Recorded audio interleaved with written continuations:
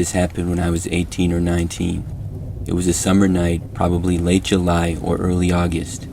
It was warm out, so a friend and I had gotten into the habit of driving around late at night just to talk. We'd do loops outside the city, the kind of quiet, empty roads that cut through the French countryside. No real destination, just driving and talking, windows cracked, music low. This one night, it was around 1:30 a.m., and the road was completely empty. No streetlights, no visible houses, just open fields on both sides. We were going slow, talking about something personal. Suddenly, my friend hit the brakes. He didn't yell or panic, just a sharp, reflexive stop. There in the headlights, I saw a man crossing the road. He came out of the field to our left, walking towards the one on the right. What immediately struck me was that he was completely naked. His skin was an oddly pale, flat beige, almost like a dull gray. But that's not what stuck with me. It was the way that he moved. He didn't walk like a drunk or someone who was hurt. It was more like he didn't weigh anything. His steps were slow and floaty, almost like he was forcing his body to move forward. His arms hung loose, his head tilted slightly down. He never turned towards us, no reaction to the lights, the sound, nothing. He crossed slowly and disappeared into the field on the other side. We were silent for a couple of seconds, processing, and then my friend accelerated away down the road. We drove back towards the main road, not saying much. I wasn't scared exactly, but I felt this deep, uneasy feeling like what I had seen didn't make sense. The next day, out of curiosity, we went back in the afternoon. We recognized the spot easily because of a twisted tree by the roadside, but when we looked around, there was nothing. No trail, no path, no house nearby. Just two big fields and the same empty, quiet road cutting through. I have no rational explanation for what we saw, but I know what I saw, and I know it wasn't normal.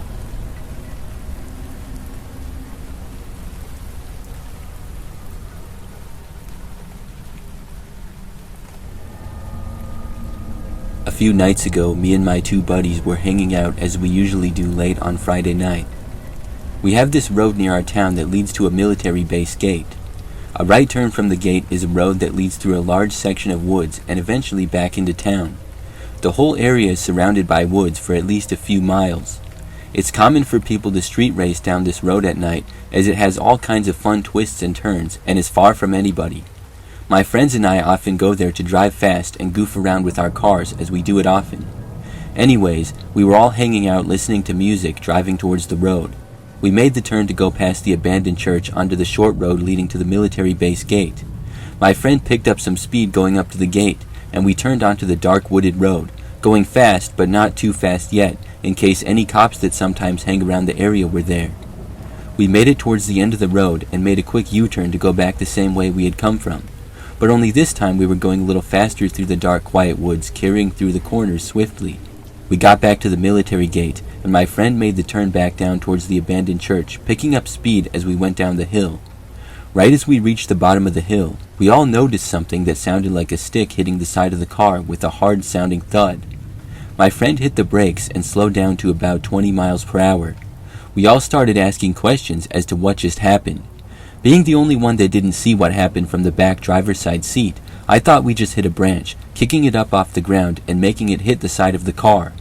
My friends quickly reassured me that they both didn't see a branch in the road, and they both saw it come from the woods, hitting the driver's side quarter panel and window as if it was thrown at us. We all concluded that it was probably somebody that might have been walking down the road, and for some reason we didn't see them, and they were probably angry at us for speeding by. We turned around at the end of the short road to see if that was true, and then we noticed another car coming our way. They were passing the same spot that we were at when we collided with the branch. This car very obviously slowed down when passing that spot, and then sped back up before passing us.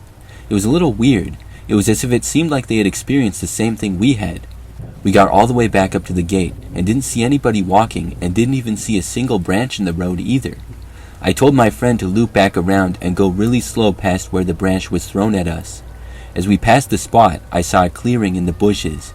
I'm not sure what the clearing is for, but it looked like the opening to an old service road that has since been overgrown by these invasive bamboo-looking bushes. I started to point out the spot to my friends, and as I did, I saw something in the opening. I only saw it for a brief second, as the car's headlights were now too far past to light the figure up, But I know for a fact I saw something pale and kind of gray looking sitting in that tiny opening. I froze after seeing it and didn't know what to tell my friends. It was almost ironic that I saw something, because moments before I was thinking about tricking my buddies into thinking I saw something and freaking them out. But that joke turned into reality. I didn't see enough of it to determine if it was a person, animal, or anything alive for that matter. But I know it wasn't just the bushes or a tree trunk. There was something in that clearing. I told my friends that I saw something, and we looped around one last time. This time my friend positioned the car to face the opening so that we would get a clear view with the headlights. Of course, whatever I saw was gone. Nothing was there but a space no bigger than a car and a thick bush around it. They still believed me though, and we hightailed it out of there. We got to my friend's house and out to inspect the car for dents or scratches, and sure enough it had some. One noticeable dent with a couple of tiny pale chips and a few good scratches. My friend's car is older, so we didn't really care. We concluded that it was just some kids messing around, even though it wouldn't really make sense being there were no cars parked anywhere on the side of the road, or houses close enough to justify walking there. Also, it was 1 o'clock in the morning, so who would be out there? Even our original thought of somebody walking there was kind of a stretch of our logic. Looking back, what I saw kind of looked like someone or something's shoulder getting briefly caught by the light, but who knows? Maybe it's a ghost who haunts the road at night and was finally getting revenge for people tearing up and down the road with our obnoxious cars. There were no overhanging trees that could have had a branch fall on us or wind blow it onto us somehow. My friends are sure that the trajectory that the branch took was in no way natural, and the dent in the car proves it.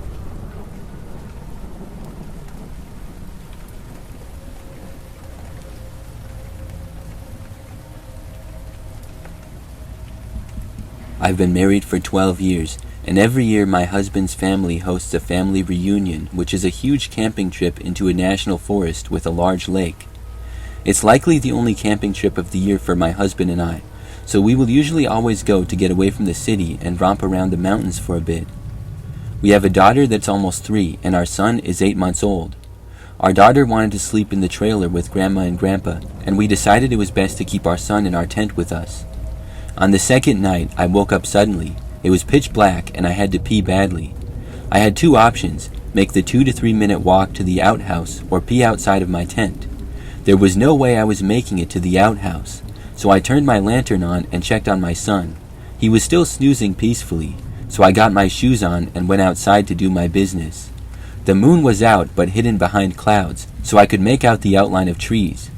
But everything was still shrouded in darkness, and the only other light source I had was the soft glow coming from my tent. I finished up, and as I was pulling my pants up, I had this urge to rush back to my tent. Just 1 minute I was fine, and the next I was in a semi-state of panic. As I got back into my tent, my son started stirring, so my panic subsided and I got his bottle ready. I got his blankets all situated, and he was nice and warm. By the time I got back into bed and turned the lantern off, he was already back to sleep.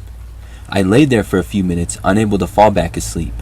If you haven't been camping, it's almost total darkness unless the moon is full, and your eyes play tricks on you, so you can never be certain if what you see is real unless there is sound to it. As I laid there, I could see shadows moving outside my tent. I just told myself that my eyes were playing tricks on me. But even then, I felt this sense of unease, and started to think about the slight panic that I had felt outside not even 10 minutes prior. I just laid there and watched as at least 3 large shadows moved past the side of the tent my son was sleeping next to, and then in front of the tent. I laid awake for a little while longer and didn't see anything else, so I was able to relax and fall asleep. My son woke up at about 7 that morning and refused to go back to sleep, so I got him dressed, made some coffee, and enjoyed the quietish morning.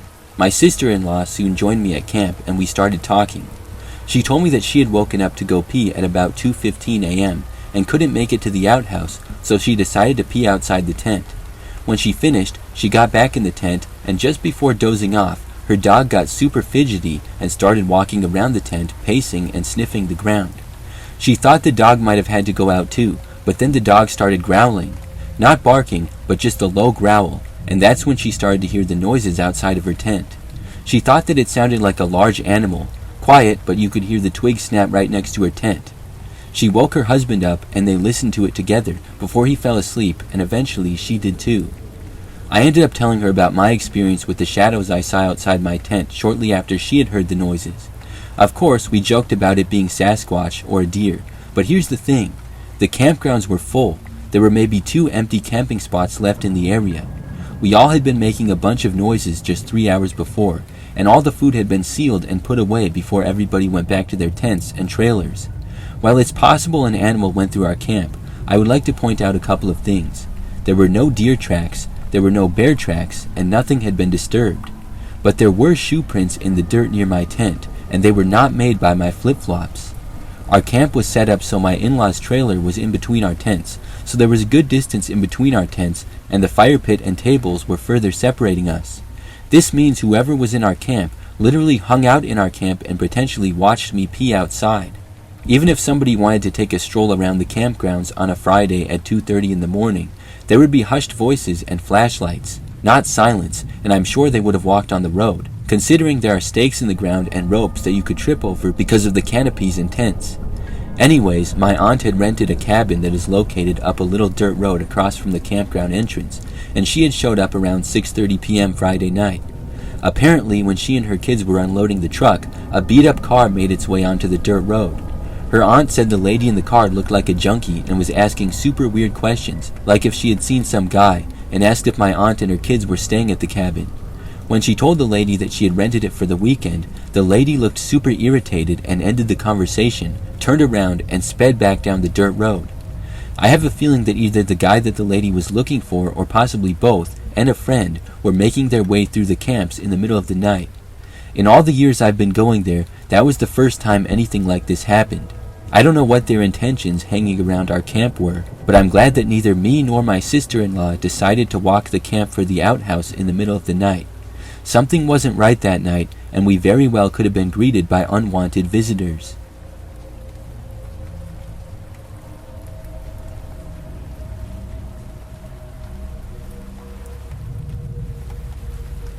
I live by this nature preserve on a dark road, which has hiking, frisbee golf, and a park, among other stuff.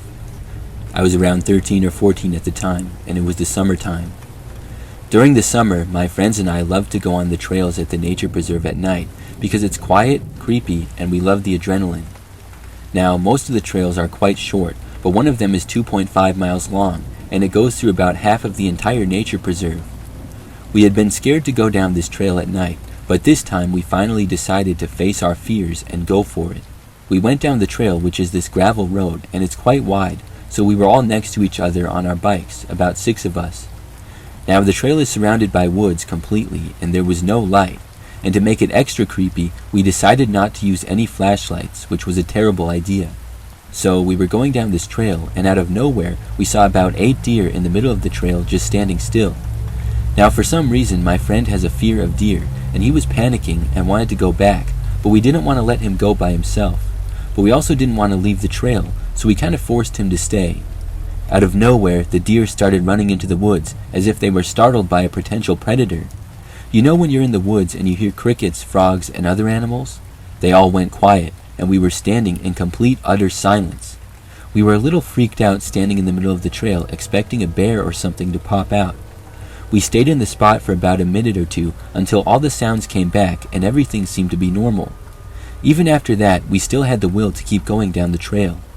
So we kept biking, and out of nowhere the trail got very narrow, only about 5 feet wide, and we didn't realize it. So we all just biked straight into the woods off the trail and crashed into bushes. It took a little to recuperate, but we got into a straight line and went down the narrow trail. At this point, the trail went from gravel road to just a small narrow dirt path. The following moments are by far the scariest moments of my life. We were going down the narrow path, and I randomly looked to my right and noticed a bit of light. We noticed that we were next to a road in the distance, meaning we were nearing the end of the trail. I was looking at this road, and I wasn't paying attention to what was in front of me, and I ran straight into the person in front of me, and it was like a domino effect, and we all fell. As we were getting back up, we began to hear the sound of wood knocking all around us, and then we heard people talking. It was like what it sounds like to be in a room full of people talking, so you can hear people talking, but you can't really make out what they're saying. The voices stopped, and we noticed a silhouette on the road in the distance. It was just standing, looking right at us, and we took this as a sign to turn around and leave. We raced back down the way we had come from, and I'm surprised we didn't crash again. As we were riding back as fast as we could, my bike chain broke. We stopped and fixed it as fast as we could. As we were fixing it, the woods went quiet again, and I heard extremely heavy footsteps down the road behind us. We got the chain on and booked it out of there. As we exited the trail, we got back onto the road that my neighborhood is on. We heard what sounded like a woman's screech coming from the trail, and we raced home and never went back to that trail again.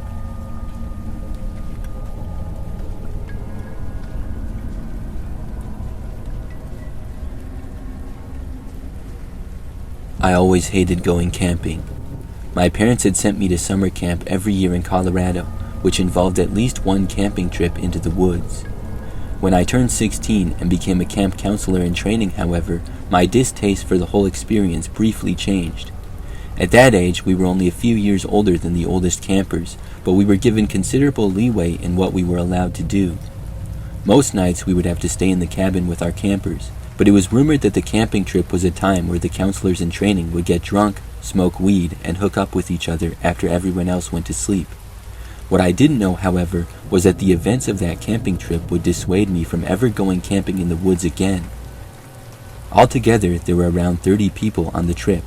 There were 4 counselors in training, 4 counselors, and around 20 or so boys and girls between the ages of 13 and 14. We were walking in a single file line down the various trails, and you could hardly hear any sounds of nature over the conversations and laughter of the campers. Several hours went by, and we made our way through a dense marshy area and up a steep incline populated with evergreens and aspens. I wasn't the most athletic kid, so it was around this point that I found myself at the back of the line with one of the other counselors in training, Jordan, as well as 2 campers who were also struggling to keep up. The 4 of us started chatting, and in our distracted state, we began to fall more behind the rest of the campers until the last of them faded out of view around a bend about 50 feet up the way. Unconcerned, we kept walking at the same slow pace, but after 30 minutes or so, the trail started to level off, and I began to feel increasingly anxious. Not only had the rest of the group disappeared ahead of us, but we had entered a stretch of completely dead evergreens, half of which looked scorched by a wildfire, and the other half appeared to have been killed by a disease. The eeriness of the landscape was punctuated by a small cabin sitting in the middle of the scorched forest, but seemingly untouched by the fire that must have spread through the area. We were a little bit spooked by the scene, and one of the campers screamed when a twig broke behind us. Jordan and I started laughing a bit, but we quickly stopped when we turned and looked at where the sound had come from. Not 20 feet behind us was a haggard-looking man with a messy nest of black hair and a long black beard, slowly making his way up the trail with eyes locked on us. He didn't appear to have any hiking supplies on him, and we had no idea how long he had been walking behind us. Being young, we were naturally pretty freaked out, but Jordan managed to give the guy a slight wave before saying to the rest of us that we should catch up with the group. As we turned to continue our way up the path, the man mumbled a question that was hard to hear, and I was shocked when Jordan turned around to ask the man to repeat himself. The man muttered again slightly louder, "Going camping?" Jordan answered the man that yes, we were going camping. The man smiled slightly before stating in a creepy and ominous voice, "Better be careful." We nodded and gave a half-hearted thank you before continuing to try to find the rest of the group, this time with a much faster pace. Although the man had been walking up the same trail as us when we saw him, he didn't continue, but instead just stood there in the middle of the trail. He watched us as we made our way up the winding path and disappeared from his view. Finally, we managed to catch up with the rest of the group who had been waiting for us, and we told the adult counselors about our interaction with the man. They just shrugged it off, telling us that the guy probably lived in that cabin and just wanted to know what we were doing near his property. Still, I felt unnerved by the encounter, and when we finally arrived at the campsite, I couldn't shake the feeling that the man had somehow followed us. Eventually, though, I put it out of my mind and managed to enjoy myself a bit. Everyone else had gone to bed, and Jordan and the other counselor in training from the boys' cabin had brought alcohol they had stolen from the counselors' quarters. I took out a joint I had stashed away for this exact occasion. To avoid getting in trouble, we decided to hike out into the woods a bit to smoke the joint, and we made our way to the edge of the river where we had washed our pots and pans earlier in the day. The spot was eerily silent, and the thought of the man from earlier kept popping into my head. Assuming that I was cold, not anxious, Jordan gave me his blue hoodie, and this prompted one of the other girls to suggest that we switch tents for the night. This was so that I could sleep in the same tent with him, and she could sleep in the same tent as the other boy. I had absolutely no problem with this, and after smoking the joint, we made our way back to our tents, which were pitched slightly away from the others, and we discreetly sipped on the alcohol while telling scary camping stories. Some time passed, and one of the boys was in the middle of telling a rather muddled story that he was clearly making up on the spot, when he suddenly stopped. In the silence, we could hear what sounded like footsteps crunching pine needles about 40 feet away, near one of the other campers' tents. As we strained to listen to what was going on, the noises stopped, and we assumed that it was just one of the campers getting up to go to the bathroom. Even so, being stoned and hopped up from the scary stories, we decided to call it a night and go hide in our tents. Jordan followed suit, and we awkwardly made out before eventually going to sleep. I don't know what time it was, but it must have been quite late, when I suddenly woke up to the distinct sounds of footsteps walking around near my tent. Shot with adrenaline, I tried to lay as still as possible and quiet my breathing. From the sound, it was apparent that somebody was less than 3 feet away from the front of my tent, seemingly pacing back and forth. I turned to wake up Jordan, but I was immediately put at ease when I saw that he wasn't next to me. Assuming Jordan was the one I had been hearing, I closed my eyes, and I was just beginning to drift back to sleep when I heard the tent unzip. I felt Jordan lie down next to me, and after a few moments he put his arms around me and began to spoon me. After nearly drifting off to sleep again, I realized that I had to go to the bathroom, and I muttered something about having to go pee before beginning to unzip my sleeping bag. Seemingly annoyed by the noise, Jordan lazily turned over, pulling his hoodie over his head before going still again. Quietly, so as not to wake him up, I unzipped the tent and quickly scanned the campsite for any movement. I put my shoes on and began making the trek across our campsite to the designated pee zone. I had just made it to the area when I heard rustling coming from the campsite, as if somebody was rummaging through our supplies and bags. Still slightly drunk, in my haste, lost my balance and tried to catch myself with a branch that made a loud snapping noise when I grabbed it. I tried to gather myself as quietly as I could, but when I finally managed to look up, I could see that there was a figure making its way across our campsite in my direction.